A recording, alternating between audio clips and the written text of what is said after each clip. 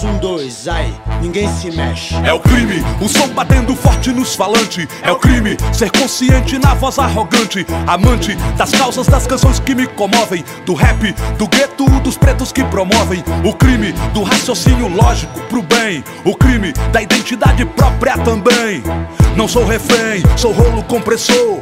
Sou GOG, o gladiador. Dou maior valor na questão da postura. Dou maior valor pra quem suporta a vida dura. Quem me conhece sabe o que eu penso, o que eu quero.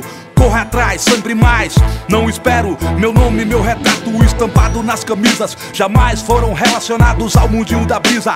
Frisam as frases de um poeta contundente. Reprisam rap nacional constantemente. Na frente, minhas regras, meus conceitos sobre a paz. Ranjam os dentes, masoquistas intelectuais. Quer mais? Canto mais o que o playboy odeia. Quer mais? Não multiplico o pão na santa ceia. Mas é o crime viver sob pressão da repressão. É o crime saber que não é filme esse mundão.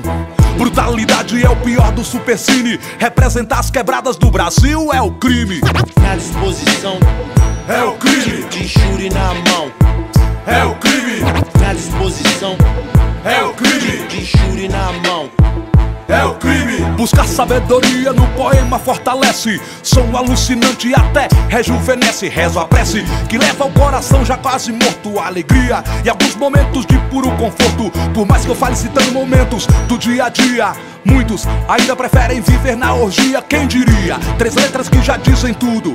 Quem diria que o vinil do GOG é um escudo absurdo? Pra quem não sabe o limite da potência ficou surdo. Ergueu no máximo paciência. Sou o remédio que abala a estrutura. Eu sou remédio sem mistério. Meus filhos, minha mulher, meu império. Protesto, justiça lenta, cega, surda e muda. Manifesto, nota 10 pro mano que estuda. Criminosos da comunicação, minha família segue a trilha. Só louco consciente na guerrilha. No combate, a febre criminosa, eu sou receita. Me respeita, meu verso, minha canção me aceita.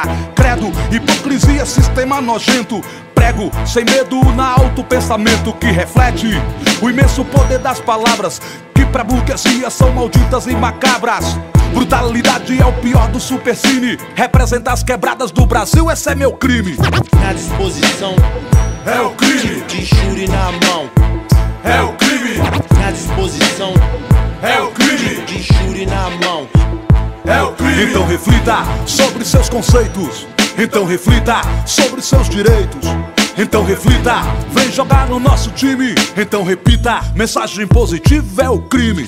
Na disposição, de churi na mão, na disposição, de churi na mão, na disposição, de churi na mão, na disposição, de churi na mão.